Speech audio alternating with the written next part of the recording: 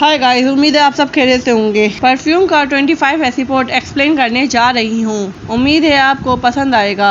अगर पसंद आता है तो लाइक करें, शेयर करें, कमेंट करें और कमेंट में यस जरूर लिखेगा। चले अब आपको ज्यादा बोर नहीं करते, लेट्स गेट स्टार्टेड। कहानी स्टार्ट होती है तो उसकी गर्लफ्रेंड बोलती है, मैंने सुना है तुम्हारी बीवी ने तुमसे डिवोर्स की डिमांड की है, तो क्या तुम उससे बदला लेना चाहते हो?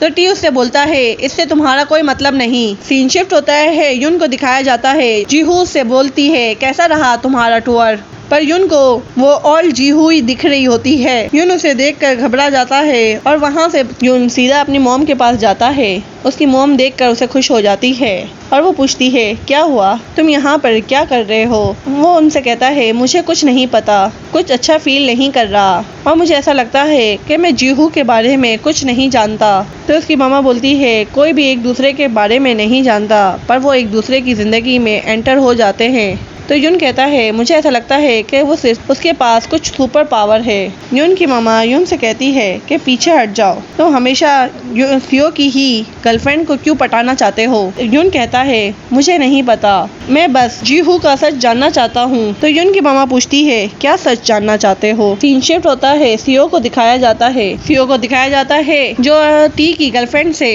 सारे सबूत मांग रहा होता है। तो उससे कहती है कि तुम्हें कैसे पता इस सब के बारे में? तो वो बोलता है, तुम टेंशन नहीं लो, तुम्हारे ऊपर कोई भी ब्लेम नहीं होगा, बस टी के ऊपर ही ब्लेम आएगा सारा। अगर तुमने मुझे वो सारे डॉक्यूमेंट्स नहीं दिए तो मैं तुम्हारे खिलाफ भी एक्शन ले सकता हूँ। टी की गर्लफ्रेंड काफी नर्वस हो जाती है। सीन शिफ्ट होता है, हमें दिखाया जाता है यंग जीहू को जो प्रैक्टिस कर रही होती है। फिर वो अपने ईमेल चेक करती है जहाँ पर सियो के इतने सारे मैसेज आए होते हैं। सियो उससे बात करना चाहता है और वो टी के हवाले से वो उससे बात करना चाहता है और उसे एक रेस्टोरेंट में बुलाता है। यहाँ पर भी सियो काफी नर्वस होता है। ओल्ड जीहू उससे मिलने जाती है। जीहू उसके पास आती है तो वो बोलती है, क्या बोलना था, बोलो। तो सियो उससे बोलता है, कोरिया में डिवोर्स लेना बहुत मुश्किल है जब तक तुम कोई ब्लेम ना लगा सको। तुम डिवोर्स लेना चाहती हो ना, ये तुम्हारी मदद करेंगे। उसे कुछ पेपर्स देता है और कहता है, ये तुम्हारी मदद करेंगे, कोई चॉइस नहीं रहेगी, वो आराम से तुम्हें डिवोर्स दे देगा।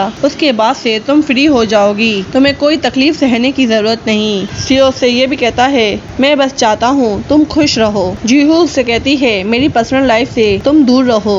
सियो से कहता है, तुम गुस्सा मत हो, मैं बस तुम्हारी जिंदगी को बचाना चाहता हूँ। हमारी भी एक स्टोरी है जो हमने एक दूसरे के साथ शेयर की थी। जीहू से कहती है, मैं उससे डिवोर्स लूँ या ना लूँ, मैं तुमसे नहीं मिलना चाहती, और वो पेपर्स लेकर वहाँ से चली जाती है। फिर हमें जीहू को दिखाया जाता है, यंग जीहू को, जो वो पेपर्स को चेक करती है। तो वो कहती है, टी तुमने ये सब कुछ किया है, अब तो तुम्हें सबक सीखना ही पड़ेगा। फिर वो सोचती है कि जिन शौक हो जाएगी मेरी प्यारी बेटी, और वो सोचती है, आज मैंने सियो को बहुत दुख दिया। जब वो टेबल पे होते हैं, साथ डिनर कर रहे होते हैं, तो सियो बहुत खुश होता है। तो जीहू से कहती है, लगता है तुम आज बहुत खुश हो, आज कुछ हुआ है? मैं डॉक्टर्स के पास गया था, मैंने अपनी कुछ यादें भुला दी हैं। जीहू से कहती है, रियल में तुमने कुछ अपनी यादें भुला दी? फिर हमें मिमी को भी दिखाया जाता है और वो उस आदमी को भी जिसको जीहू ने हॉस्पिटल में भी देखा था। तो वो मिमी उससे कहती है, मैं किसी भी चीज़ में इन्वॉल्व नहीं होना चाहती, एक गैंगस्टर के साथ तो बिल्कुल नहीं।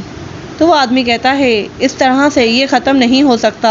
वो मिमी के पीछे आता है तो सियो उसको गिरा देता है और वो उससे बोलता है, तुम्हारी हिम्मत कैसे हुई यहाँ पर आने की? और अपने गार्ड्स को बुलाता है और उसे बाहर निकाल देता है। और वो मिमी और सियो को बोलता है, मैं इस तरह से आसानी से तुम्हें नहीं जाने दूंगा। मिमी उसके करीब आने लगती है तो वो उससे कहता है, मुझसे 100 मीटर तुम दूर रहो, मेरे करीब आने की कोशिश मत करना, और वहाँ से चला जाता है। सियो सीसी से पूछता है, तुम कुछ कह रही थी इस इवेंट के बारे में, हमें मिमी को भी इस फैशन वीक में लेना पड़ेगा। तो सियो बोलता है, तुम्हें ऐसा नहीं लगता कि जिसने पॉइंट्स कमाए हैं उनके साथ नाइंसाफी होगी? तो सीसी कहती है, ऐसे ही टेलीविजन चलता है, टेलीविजन शो चलता है, बहुत सारे लोग ड्रामा देखते हैं, उनकी यही डिमांड है। सीसी उससे कहती है, अब ये मत कहना तुम इसलिए फिक्रमंद हो क्योंकि जीहू फैशन शो में हिस्सा नहीं ले पाएगी।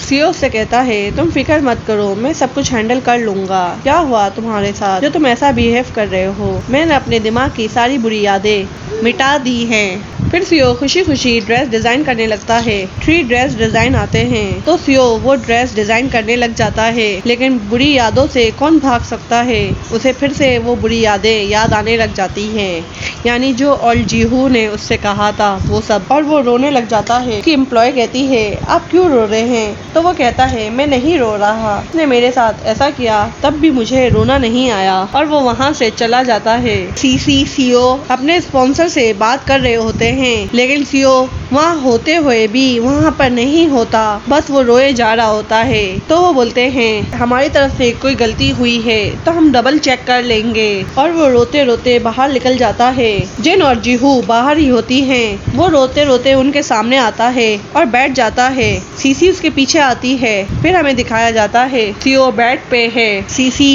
जीहू से पूछती है उसको साथ क्या हो रहा है, वो ऐसा क्यों बिहेव कर रहा है, तो जीहू उसे बता देती है कि उसके फर्स्ट लव ने उसे डंप किया। सीसी पूछती है वो लड़की कौन है, तुम जानती हो, तो जीहू के मुंह से निकल जाता है कि वो दोनों का मैच हो ही नहीं सकता, वैसे भी वो शादीशुदा है और उसकी एक बेटी भी है। फिर वो सीओ का बैग चेक करती है और हॉस्पिटल में कॉल करके बोलती है आपने उसके दिमाग के साथ ऐसा क्या कर दिया कि बस वो रोए जा रहा है। तो वो बोलता है आपको क्या लगता है ये कोई मूवी नहीं है, जी में यादें मिटा दी जाएं, अभी ऐसी कोई टेक्निक दुनिया में आई ही नहीं है।